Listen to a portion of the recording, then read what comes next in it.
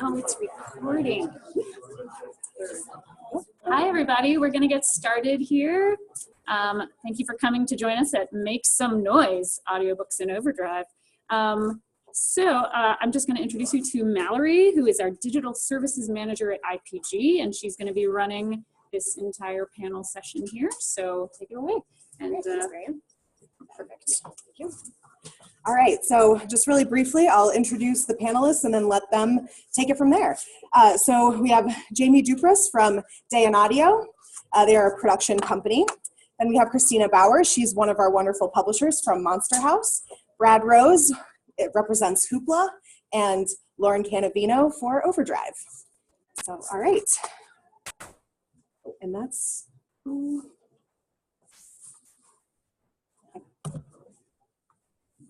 There we go. All right, didn't press it hard enough. Okay, and there we all are. All right, Christina, you are up first. Hello. So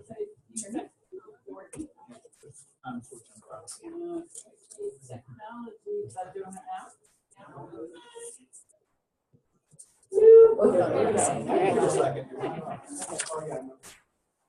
So, Monster House Books, we specialize in young adult stories about chicks who kick ass. That's our specialty area. Thank goodness with Wonder Woman and now Captain Marvel, it's a growing area. So in the audiobook area, we'll talk a little bit about how we've expanded. We wanted to not just be so dependent on something the same rhymes with Amazon. And so you can see here some of the, as a small publisher, some of the new titles that we put out in that area. Next up, please. All right, so the biggest hurdle, and this is not just for audiobooks, but for everything we've gone into, is the business plan. We spent about a year planning before anything gets launched. And one of the big questions is, what else is in the space? Who are we competing with? How do we find for our, not just saying I'm focusing on young adult and not just saying I'm female heroines, but what else is out there? How can we be different and unique? And there's a different layer of substance to look at when we look at audiobooks. For us, for our very particular area, what we looked at was backlist titles that had done well that we now wanted to breathe new life in. For the type of stuff that we do, and I'll talk about that more, it's very strong with series. We have very strong readers who are willing to consume the same story in different formats. So that was the gamble that we did with audiobooks, and it's worked out pretty well. So why did we decide we produce our own audio? Why did we decide to do it that way? I'm a control freak. And also with the planning cycles that we planned, we were able to find quality production partners, have control over the quality of the product that was created at the end of the day. And then you do have the opportunity to make more money over time in that. So for us, it was the right decision, and that's something that we have a process for with, goes across with finding artwork and all the other pieces and authors. So for us, the top audio genres are the same that we use for ebook publication. So for all of our stuff, we start ebook with a new author, then audiobook, then print, so that we have a carryover across what's the easiest and lowest barrier to entry going into tougher and tougher. So for audiobooks, it's the same as ebooks. There are the four, high holy categories of most popular audiobooks and ebooks: romance, science fiction, fantasy, and mystery. What I love about these categories is that you have very loyal fans, again, who love consuming the same content, even in slightly different formats. And they also talk a lot to each other. Now, I'll talk more about this later, but they also consume in series. So for us, the model for both audiobooks and ebooks is we don't look to see strong ROI until the third book in the series. And we don't allow any of our authors to start writing until they've outlined at least 5 books so that they can hit their deadlines and produce on schedule. So there's a lot of, you probably get the theme of planning that goes into things before even starting. So I switched slides. Oh, sorry. Yeah. So in this case, we had the first book that went out was Angel Bound, which launched in 2013. And the question was, if we launched this in audiobook format, what would it do? And the answer is that it's really helped to bring in a new kind of reader, and it's helped with, because there were at this point, I think 7 books out in the series. So we're seeing as each new audiobook is launched, a lift across the whole series. As people who like the audiobooks don't want to wait for the next audiobook, they'll go and read the key content, and then they'll hopefully, go back and then also consume it in audiobook format. I'm a fantasy fan. I love fantasy fans. They'll just can find the same thing over and over. Went back for the visual for you. Thank you. Next one. Okay, so for us, it was, again, the business plan, choosing a genre with legs, choosing a title with a following, finding that unique positioning. And for us within the audiobook space, for fantasy fans, it's finding an audiobook author who can do voices. So that's very important for bringing a story to life, we felt, with this one. Selecting, and then on the back end, and this is across the board for all of our authors, we select authors who want to also build their business. So we're, as a small publisher, we can't have people who are hands-off and don't want to be an active participant in their own success. And so we also compensate them so that I call it, we're all chained to the same oar. When I put out a promotion, I want you to be talking about it on social media, and I want you to be blogging about it, and I want you to be able to see, and that's one of the advantages working with IPG and In Demand, is they can get trend reports very quickly and feel a sense of success in terms of seeing their numbers start to rise and things like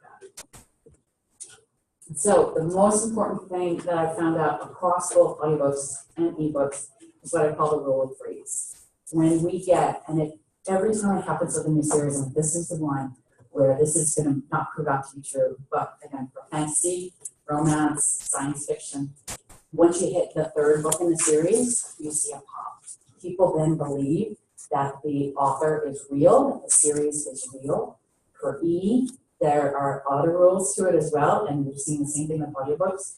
2 releases a year. If you wait more than a year in between releases, you lose your momentum. And then once you hit the 3rd book, there's always a pop, and the 5th book, there's an even bigger pop. Because then by then you have this base of people who have, this is now a part of their life. That's what's so great about fantasy and romance. These characters become so real to them. And 10 years down the road, they would still be consuming content in this area. So for a small publisher, for us, our decision, we don't have the resources to put out 1,000 books and hope one of them hits. We have to choose very carefully, this is the genre, this is the area, and we're going to stick with it, 3 to 5 books. And so far, it's always hit. That's, yeah. Thanks, Christina. All right, Jamie, we're going to take it from here. Yeah. Hello, everybody. My name is Jamie Dupras. I am the production manager at Dion Audio. We are located in Los Angeles. So I've been actually with Dion Audio for 10 years. Very fortunate enough to be involved in all the steps in creating an audiobook. So I started out doing dialogue editing in Pro Tools, then worked my way into quality control. After that, I was doing mastering, also did directing, and then moved sort of into the management side of things. Cool. So Dion Audio was founded in 1990. So back then they were editing, recording everything on tape back when I first started.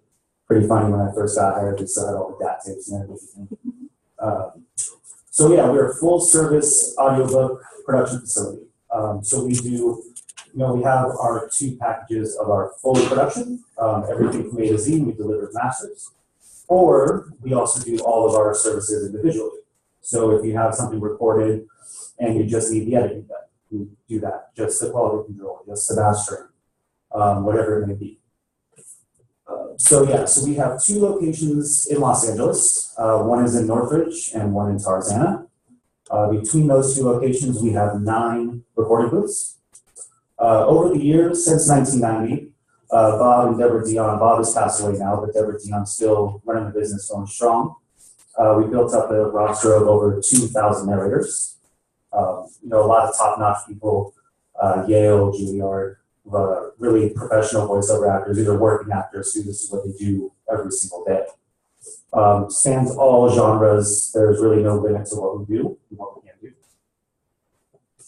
We also have over 150 engineers on staff.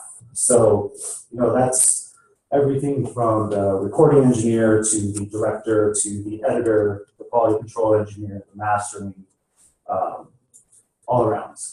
Even the management, everything is included in there. So we're quite a big staff going on. We use a lot of the way it works is, we record in our studios, but a lot of the editing, quality control, and mastering is being done from home. So we're using FTPs and a lot of file transferring services and things like that. So technology has actually really helped us as a company to be able to work with people from all over the country, all over the world, actually, which you will see as sort of multilingual. So we've been expanding for the past 2 years. The first one that we did, the big one, was Germany. There's a pretty big market over there in Germany, so we've gotten a good amount of work over there. Went to the Frankfurt Book Fair. It was awesome. It's huge. We're also working in London. We can fully produce, at the moment, audiobooks, or really just anything, in 7 different languages. So English, Spanish, German, Italian, Hindi, Portuguese, French, and we will have over 20 different languages that we can fully produce in the next 7 years. Because the market around the world is getting bigger and bigger. Germany is a really good example of how much it's really just exploding over there. The UK is really starting to catch up as well. So it's interesting just to see what other publishers and other rights holders have, in store for the next few years, because it's really turning into a big deal now. So we're working for really now anybody who's a rights holder, but we're doing on average 2,200 full productions a year. And that's just full productions. That's where we're doing everything. A lot of times we get hired for just editing, just quality control, just mastering, things like that. So that's not even including all those jobs. So we're a very, very busy studio. Cool, yeah. So what we do, really starts, the first thing is the pre-production. Most of the time, the most important thing in any audiobook is the casting, finding the right narrator, the right voice for your book. Sometimes that may be the author. Most of the time it's not, but that's where we have our casting services really step in there. And we just have such a wide variety, all accents, dialects, and everything's just covered. The pronunciation research is another really important one, especially if you're dealing with something like sci-fi, really just, anything along those lines. And what we'll do is we have a dedicated researcher where that's his job. So what he does, he just goes through the scripts that we get, pulls out words that just the average person might mispronounce. But a lot of times we will have to ask for help from the author or the publisher, so whoever's willing to help us there. And what we do is, so we come up with a whole list before the recording sessions happen. So we have a list of all the words, all the pronunciations, even links to those pronunciations, like on YouTube if they wanted to hear them. So we get all that ready before the recording starts. And then with recording, there's a few different ways that the recording is done nowadays. Some narrators, this especially in Los Angeles is a big thing, is home studios. A lot of narrators just have enough work to where they've invested into a really good sounding home studio, and they just record it from there and send us the audio to edit with and do the quality control and do the rest of the production from there. It's a fairly newer thing. Probably 2012 is really when that started becoming a big thing. But besides that, so we have 9 booths in our place. Some of those are self-recorded. It all just depends on the budget. Some are self-recorded where the narrator, just like they're at home, they'd be recording themselves. But if the job does have the budget for it, we'll use a director. So the director's there, they fully prep the book beforehand. And then they're just there to help with anything that the narrator needs while they're recording. After that, we have the editing. It's where my roots come from. That's how I started in this industry. It's all about timing. It really is a lot about timing, taking out mouth noise and breaths that are louder than they should be. You don't want to, of course, take out all the breaths because it's going to sound robotic and it's not going to sound very good. After that, so quality control. Quality control is after the edit is done, we have a different engineer go through the whole book, and their job is to make sure that the audio is matching the text word for word 100%. Because for whisper sync and things like that, I think it's 97% or something along those lines of what they require to have the whisper sync work. So that's another very important aspect of audiobook production. And then the mastering, the music and sound effects. Not too many jobs really honestly have music, and if they do, it's just the intro and the outro. When we do get to work on jobs with music and sound effects, usually like children's books, a lot of stuff for Scholastic, it's a lot of fun. And then the mastering is really just, hitting all the technical specs that the distributor, the retailer is going to need, as well as making the audio sound the best that it possibly can. That's really the mastering job. And so we do have a distribution partner, Authors Republic. They are based in Canada. Basically, the deal we have going with them is if you are to use Dion Audio to produce a book and then use Authors Republic as your distributor, they're able to just give you a higher royalty percentage than just the standard number is. Reason for that is at Dion Audio, what we're doing is we are guaranteeing our work to them, as in the audio that we turn in doesn't have to get vetted through their system. They don't have to touch it. As soon as they get it, they're sending it out the same day to all of their resellers. So traditionally, so Dion's been around since 1990, probably until about 2010. We really only worked for the big five, maybe a few other publishers outside of that. So it was fairly simple when you only have 5 to 10 clients that you're getting all your work from. But as the industry has changed over the years, we're now working for anybody and everybody as far as publishers go. Some publishers are putting out hundreds and hundreds of titles a year in audio. Some put out 5 to 7 titles a year in audio. So it's all fair game now. It's all open to anybody. We also have a few hundred now just authors. They're independent, self-published authors. They've retained their audio rights, and they want to produce the book themselves. So we work with them as well. We also have producers who reach out to me, really just anybody who owns the audio rights, which are really it. So we've made a lot of interesting and fun connections that way. It's a lot different of a business model when you have hundreds of clients now giving you maybe 20, 30 bucks each, as opposed to having 5 or 7 giving you hundreds each. So it just kind of shows the way that the industry has changed, and there's money to be made out there, so people are really expanding themselves as far as what they're willing to do. Just a few highlights. Since 1990, since we've been around, we have been nominated for 12 Grammys with 5 wins. This year at the Audies, which are next month, we do have 17 nominations, which we are very proud of. One of them is for Book of the Year, so fingers crossed there. So that's a little bit about Dion Audio and what we do and who we are. And that's it. Yeah. Great. Yeah. Thanks, Jim. Hi, I'm Brad Rose from Hoop Digital, and I think that I'm not quite as limber as I used to be. I'm going to stand up. Appreciate it. So, just as a side note, when we actually.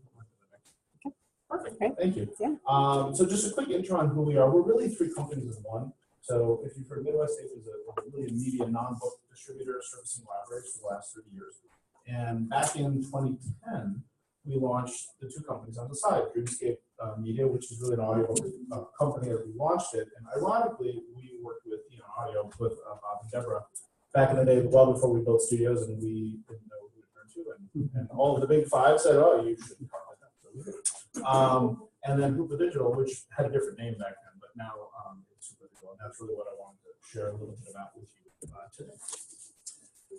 So Hoopla is one of a number of, but for us, it's our digital platform for libraries. It's really 6 categories in one: ebooks, audiobooks, comics, music, and television.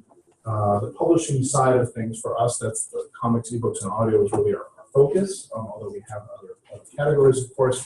Audio, as Mallory knows, is a big part of what we do. It is by far and away our largest category. And what's a little bit different about Hoopla, and I'm only really going to focus on the audiobook piece just to keep this kind of short and concise, is what's different about us is that we're a fully transactional model, meaning that with the publishers that partner with us, we make their full list available. So it's a purely demand-driven model. So if you're an audiobook publisher or an ebook publisher, your full list will be available only through libraries. There's no retail, no trade. Excuse me. And the library pays a fee each and every time that's checked out. So that's what's So just a couple of quick kind of historical notes. So back in 2013, we haven't been around that long in the digital space. I wanted to represent the difference between the publishing side and the what I would call the media side of what we do. So the dark blue is the book category. So audiobooks, ebooks, comics. So as you can see, this just speaks to the inventory of titles available. We're closing on about 700,000 titles. So as you can see, our assortment on the publishing side has really grown dramatically, which the fact that we service libraries probably would not be a surprise to anybody in this room. A couple of quick stats on where we are. We're servicing about 1,700 systems. That translates to roughly about 6,700 buildings or so in the US and Canada. We've got about 3,500 unique publishers on the platform today. We're averaging nearly 80,000 borrows a day. And as I said, we're in the mid 600,000 inventory available, and about 3.1 million registered users. We're adding about 80 to 100,000 a month. So I wanted to share, not to get too weedy, but I thought since we're talking about audiobooks, I thought I'd share a little bit about what we see on our platform, because we have such a large number of audiobook users. One thing that's really, so what I'm showing here, the pie chart is the 2017 audiobook transactions. And so the point I wanted to share, and I know this has been a theme that I've heard throughout the morning really, is frontlist, backlist. We all know frontlist sells. But in our case, we do a great job of backlist. We have plenty of frontlists. So what this chart is showing is 91% of the titles that were in our inventory were checked out last year, which is, I mean, and most of our publishers fall right in there, right? Some a little more, some a little more. So we are very excited about that. Our librarian partners are very excited about that because they're all about understanding, reading, lovely books, and literacy. And this is the kind of the other side of it. So the other question I have is, well, how much of your list is frontlist versus backlist? So 80% of the SERPs are backlist. Excuse me. 80% of the SERPs they are backlist. 20% are frontlist. Of the inventory is about 14% of the titles on the inventory are actually frontlist. So as you would expect, they over-index a little bit. But again, people are going deep in the list, and they are trying new titles and new genres and new authors that maybe they wouldn't have, because there's no gatekeeper, because there's no risk to try it, right? They try it, they don't like it, pick another one. That's really it. Just a quick overview. So thank you for the time.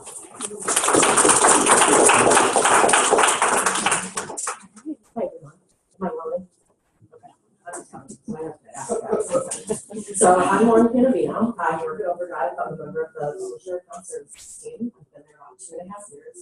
I manage all of our audiobook suppliers, our children's book suppliers, our large independents, some of our education suppliers, and do marketing and merchandising for all of those as well. So I am never bored. So a little bit about the company. I will keep it brief. We have over 4 million titles from over 5,000 publisher partners. We've been around over 30 years. Steve Potash, our CEO, is still there. We are located in Cleveland, Ohio, go Cats.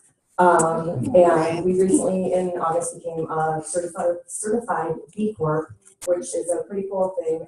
It's business to promote good, and there's some really great companies that are also B Corp members, Patagonia, Etsy, Ben & Jerry's. So it's been really cool being a part of that. And then in February, we hit 1 billion checkouts since we began. So that was a really big milestone. So very cool.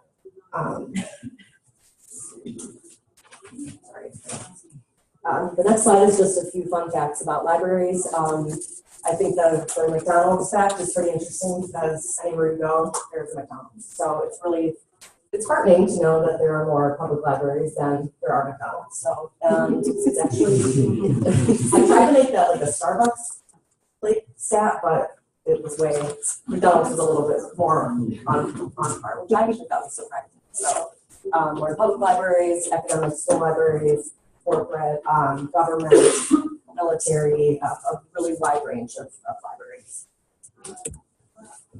And then this is just, this is the most recent data from about, I think it's in 2014 from the IMLS, just a general breakdown of how libraries allocate and spend their budget, which is interesting to see. So you see print is still huge, media is still being purchased. I'm hearing more, sometimes it's going more towards digital. Some new cars don't even have CD players anymore from what I've been told. So it's just kind of interesting to see maybe how that'll shift the next time these stats are updated.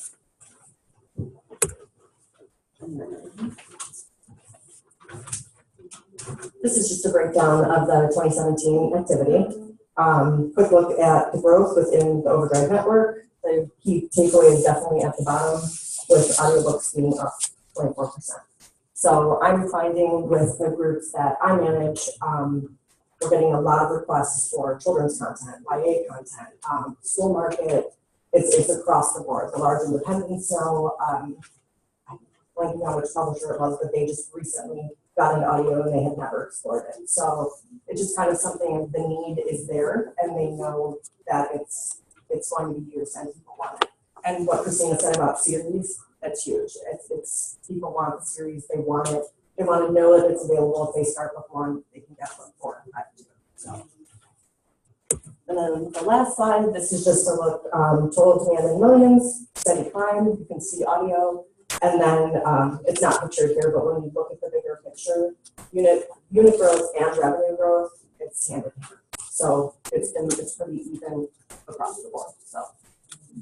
All right. Great, thank you. So now we have time for questions. We have a few pre-planned questions that we'll go through, but then hopefully we'll have some time for you all to ask away. But just really briefly, as a way for IPG publishers to kind of tie this all together, you're a publisher like Christina, you want to do audiobooks, you'll do your research like she talked about, you'll go to someone like Jamie and Dan Audio, get it produced, and then you'll bring it to us and we will do distribution and we will distribute it to Hoopla and OverDrive, as well as other platforms across the market. So that's kind of the connection that we have with all 4 of these wonderful people. So to get started, so who is using audiobooks and when? Are these traditional shifts? Traditional shifts are happening, podcasts, things like that. It's not just for commuting anymore. What do you guys see as far as the market, the listeners? Yeah. One thing I'm noticing and seeing that the market is getting younger, and younger users want it digitally. So it's, I listen to business books while I'm at work. My husband listens to audiobooks while he's running. He likes fiction. It's just a different. People want the options. They want it digitally. And it's really across. And I know it's commuting. I don't like to listen to audio in the car. I like it when I'm stationary and at my desk and I can be there. So I think it's more of like a younger market. It's where I'm seeing the growth in the media. Yeah, there's if you go online to the Audiobook Publishers Association, I'm pretty sure the surveys are posted there, but there's been a trend in the survey data showing, traditionally people would say, well, people listen to audiobooks in the car, which is true, but that's really shifting. And the last 3 years, and frankly, when we saw the data, we didn't believe it. So we tested it again the last couple of years, and that is a huge shift for people listening to audiobooks at home doing nothing.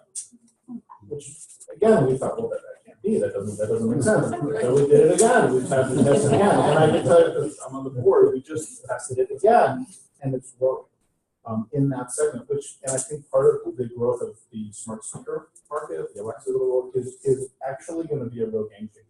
So one of the things that we we heard from Edison as we prepare for Book Expo coming up.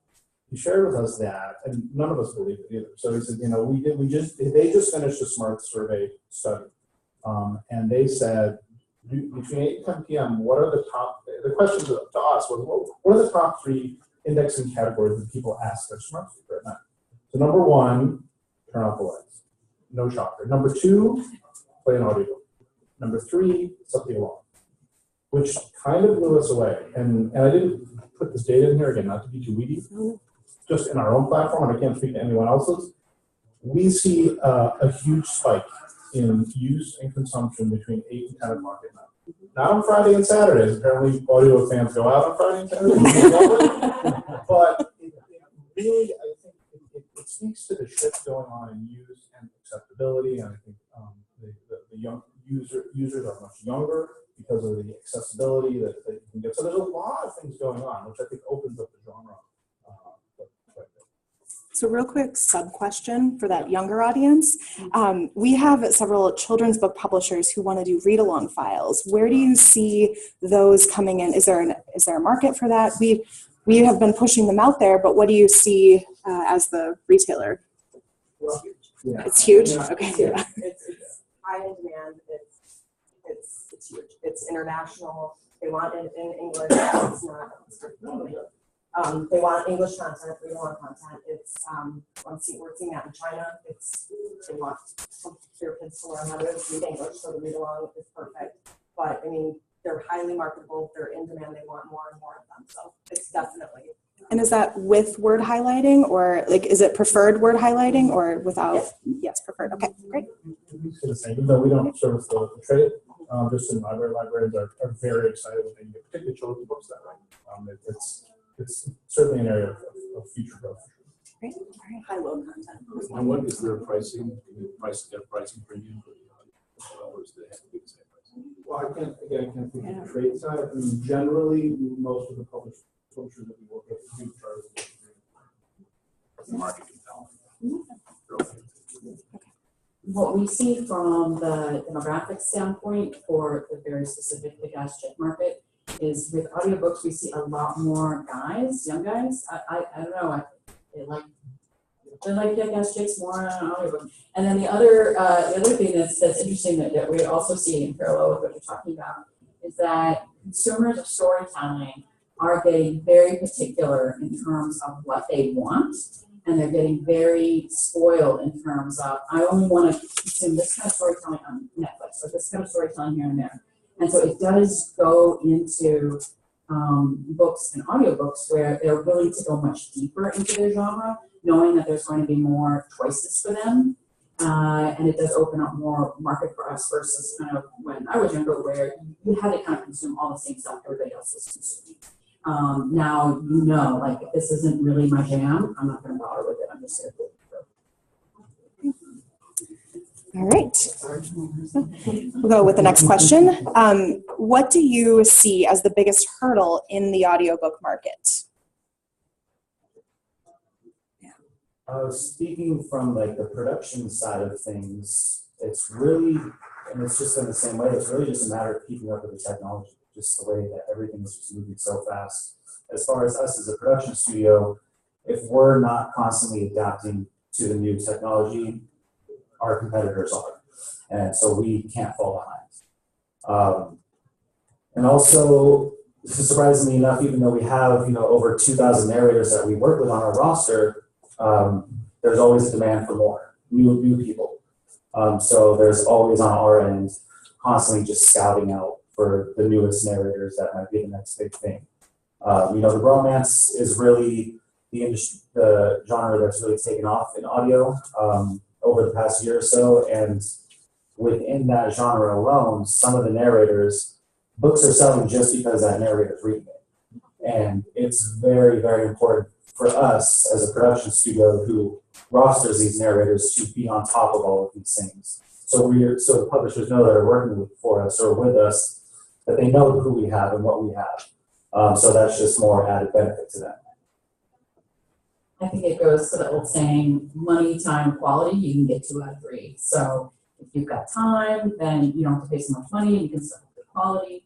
if you don't have a lot of money, you can lose the quality, but you can get it quickly. So it's really about making that decision. And as a small publisher, we definitely have more time than we have liquid cash. So you can, looking out at different freelancer.com and other places, you have to screen a lot of folks, make sure that they understand their stuff from a voiceover standpoint and the engineering standpoint. You can find those gems. So one of the great things about the technology day is we source lately, like Belarus is my best friend. They have like amazing artists out there. But it takes time. It takes time to find those folks. Once you find them, you can get great quality at a lower price. But there's also proven folks that you can just go to right away, you can get right away, and you have budget. I would say in terms of the biggest hurdles, one is just number of titles and that are available. I mean, Joe mentioned earlier that there may be 1 million titles published in print this year. There's probably 35,000 to 40,000 audiobooks published this year. So and even on the chart I showed it, even if we're checking out 91% of the list, which is great, every publisher would like to sell 91% of their list, that also means you don't have enough content. You need, there's more and more demand. And the other thing I would say, which is sort of a broad industry thing, we are competing with audio, broadly speaking, is a premium product, which I think is pretty amazing, considering you're competing with the Netflix of the world and free podcasting, which the quality there is going up. So kind of getting back to the production side, I think maintaining a very high level of quality is really critical. I think it's been one of the key success factors. I think quite simply how to start and which titles to convert. So. Thanks. All right, so a big pain point for publishers is the cost of production. So why should publishers consider producing audiobooks as opposed to licensing? Well, people who are buying your rights are buying them for a reason, and that's because they're making money. In their scenario, somebody who's buying rights, they're buying the rights, and then they're paying for the cost of production, and they're still making money. So there's money to be made here. We're not selling Lamborghinis. It's not as expensive as people think it is, and just the end product that you go with, you just depending on how you want to go with your distribution, whether you're exclusive, non-exclusive, whatever your plan may be, you're going to own that product for life. That's going to be sitting on the Audible server or wherever it's selling forever until you decide to take it down. It's really just another really steady. I mean, if you look at the numbers on the sales too, we're looking at like 30% increase over the past 3 years on top of itself every year. So I think the numbers kind of speak for themselves. Because what we're doing is we're working with a lot of independent authors who are not backed by a publisher. They're paying for this all out of pocket, and every about 6 months or so, they come back to me and they say that they've already made the money back, and now everything is profit from this point on. So I think it just seems to be kind of a little bit of a myth in the industry that it is Lamborghini expensive, but really, when you break everything down and look at what you're getting the masters and the quality that you're getting, the names that you're getting with it, it's a very good investment. Okay. All right, we'll move on. So how should publishers select which titles to produce? Christina, you've already addressed that a little bit, but if anyone else wanted to expand, if not, we'll move on. I just think Christina said it very, very well, and I would say, you can pick 10 to 15 titles, you can do 5, just get started, but look at your backlist, look at your series, look at what performs well in your other formats, and go with that, because if something goes well in print or E, and you have the companion audio, it just kind of sets the stage for marketing down the line and everything else too. So Lauren just answered our other question. No, that's perfect. A great segue. What other ways can audiobooks impact or improve a book's overall sales life cycle? So, it gets at what Jamie was talking about and what Lauren said. So feel free to expand if you want. If not, we can move on. I was just going to add this. Do you want the other one? All right, yeah, that's good. I was just, romance, sci-fi. For us, we've had a lot of success in general nonfiction. That's a broad brush. It was a little bit of a surprise to us, they're servicing the library market. Well, the sci-fi and romance, they're great. Children's really over-indexes for us. Nonfiction, anything in wellness, well, great for books.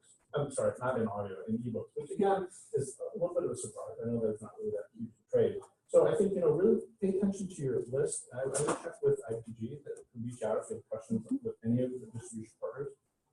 And I would kind of addressing what to produce or not. So obviously looking at genres, success in the ebook, you have to, and print, you have to look at that. And I would say, depending on the size of your list, I wouldn't, while I do think there's a lot of value, obviously, to producing your own, it doesn't mean you shouldn't license it. I think you can probably find a blend that depending on your list and depending on who your partners are. I mean, there might be some partners who have a real strength in a certain genre and you might let them run with it. Focus on your area. All right, so once an audiobook is produced and available, what can publishers and authors do to make sure it sells? So this is kind of a question for Christina, what you've done maybe, and then Brad and Lauren, what you see works on your end. So certainly having that, what we've done before, that previous success, I wouldn't see audiobooks as your first step to market. So once you have an author who's got a proven following, especially in e-or audiobooks, is great. And the voice of the author comes back again and again, and using social media, having an author who wants to build up a platform there and who's willing to be your partner in outreach through that is really important. There are also a number of programs in terms of Whisper Sync and 99 cents add-on for the audiobook version, going out to the different publications for reviews, all the kind of basic stuff that you do. All of those are really important. But it's a really it's a fascinating kind of subculture, and people do get really attached to different narrators. So that's another piece to really look at. Sometimes just hiring the right person, if they've also done books in your space that are comparable, that can just that alone really help. I think it's just talk about it and get it reviewed, merchandise it any way you can, and I mean just there's a lot of different opportunities. We have a editorial calendar and for marketing and merchandising, and this year we recently created an audiobook one because the audiobook suppliers and publishers with that wanted, there's certain things we can't promote, graphic novel week, you can't generally do an audiobook. So they wanted their own editorial calendar. So we created one. So the demand is out there and the opportunities to market it are there. Mm-hmm. I'll give one more add on to that. One thing that I would do a plug here for is for both IPG and In Demand. There are tons of opportunities to team with them on different marketing promotions, and a big part of it is just fill out the forms by the deadline every time. It's like not rocket science, and then make sure all your pricing promos are in place. But not rocket science, but it's the key. Yeah, I'm gonna put a stamp on it. Just follow the instructions. If you send that stuff in, you might be amazed at what you do, because most people don't. So, No, they all don't. yeah, and we're all busy. Our marketing teams are busy, and if people are making recommendations and make it pretty, like I said, you might be surprised. Pretty end up. So then the last question we have before we turn it over to you guys, what's the most important point you want publishers to walk away with after today's session? I think audio is just definitely worth exploring if you're not yet.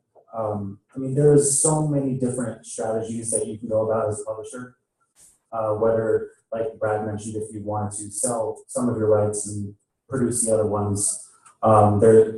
There's just a lot of different ways to look at it, whether you're looking at the short term, you're looking at the long term.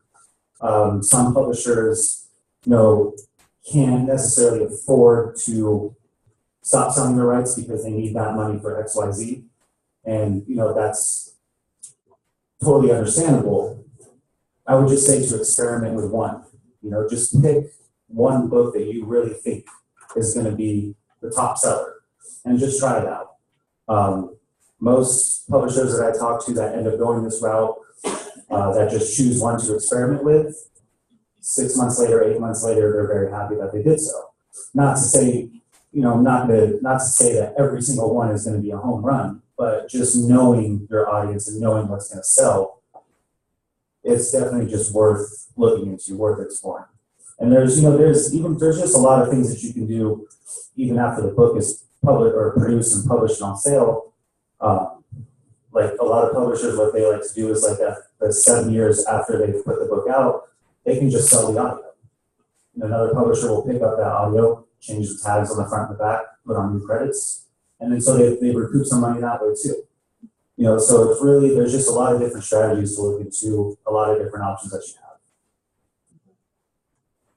I'd say one of the choices in going into audio was, for a long time, our go-to-market was EE only, but with Kindle Unlimited, it was a blow, right? And it made me, for my company, realize we were so dependent on one go-to-market strategy and one vendor.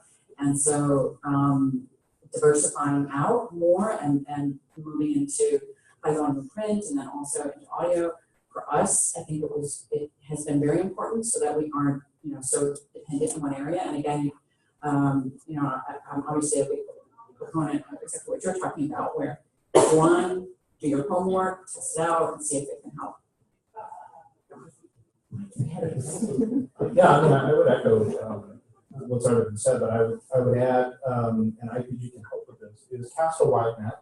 There are a lot of different models, there are a lot of different channels, just like in print, there's the specialty. It's the same thing in audio. And I'm constantly, we've been doing this now for years, I'm constantly amazed at every year that something new comes up. So we were just at London Book Fair, and we met with a European distributor. We were shocked. We had no idea that the market was that big. And English is even their primary language. So, and we publish almost exclusively. So I think cast a wide net, try different things, be open to some new ideas. And I would also say, as a selfish plug for the library market, libraries are a great resource for audio. Libraries have always, or really, and OverDrive does the same thing. I mean, they've been way ahead of the curve on the library side for all sorts of kind of obvious reasons. And the other thing I would also say, look at your formats. Digital's great, obviously. We didn't really talk about physical distribution, but it's not.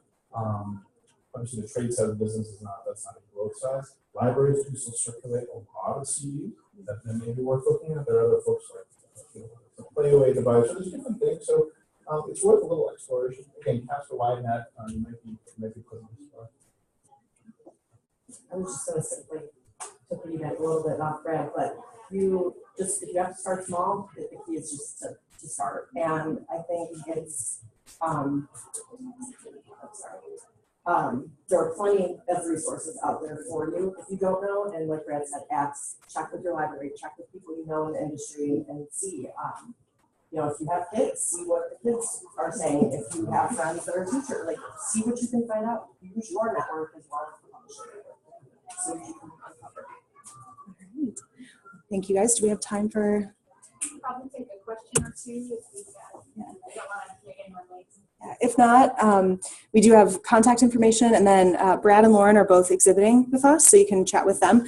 So did we have time for one question? All right, yeah, go for it. What would be a typical price for audio looking at 50,000 word novel? So we won't be able to talk specific pricing, but if you talk with anybody up here afterward, they might be able to give you a range. Yeah, the pricing topic is a little tricky. Sure, Kevin? This is not a trick question. 10 years ago, Yeah. 10 years ago, print was dead. E-books was taking over. E-books, print is still there, probably down a little bit. E-books are on decline in the price point. Now, the last couple of years, the trend has been with audiobooks and down low. So that has kind of pumped up the industry for the last couple of years. You see that as a trend going up or going down, just based upon history. And I've been around a lot where Alexa or artificial intelligence could be the next game changer, and that is the game changer. What would that do to audiobooks and downloads? Sorry, who wants to take that one? Two questions. Yeah.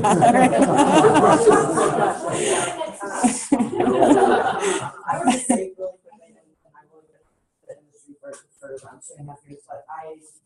think the growth is going to continue and be lesser of I don't think AI is the right term for the smart devices, but that's another companion. And we're seeing now with some of our health club programs or like Big Library Read, it used to just be, and now it's we want the audio too. And we've been getting the audio, class sets, book clubs, like for schools and libraries. Readers read differently, kids read differently. So I'm seeing it more as a companion, and that should continue to grow.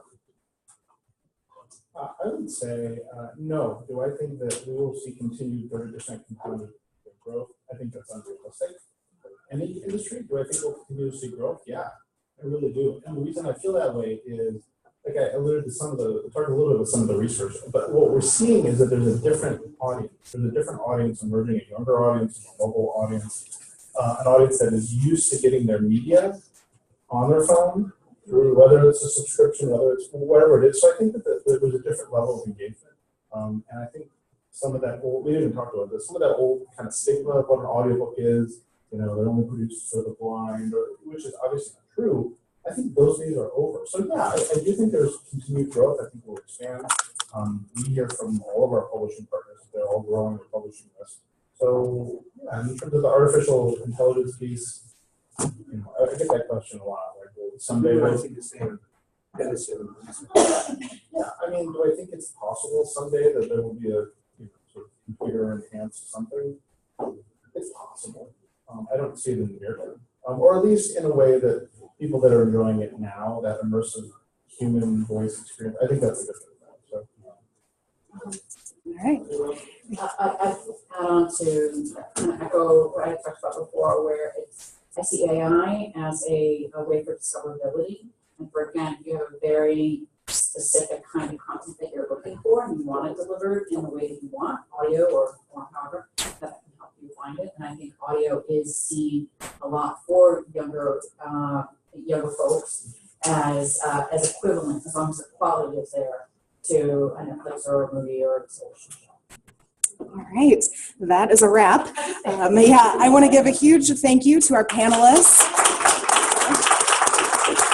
And feel free to track down any of these guys or myself. Katie Logan is also at our booth. I'll be floating around. Just ask us questions. Thank you guys so much for coming. And now in the general exhibit hall area, that's Terry. Talking about it could be that you go and find Got it.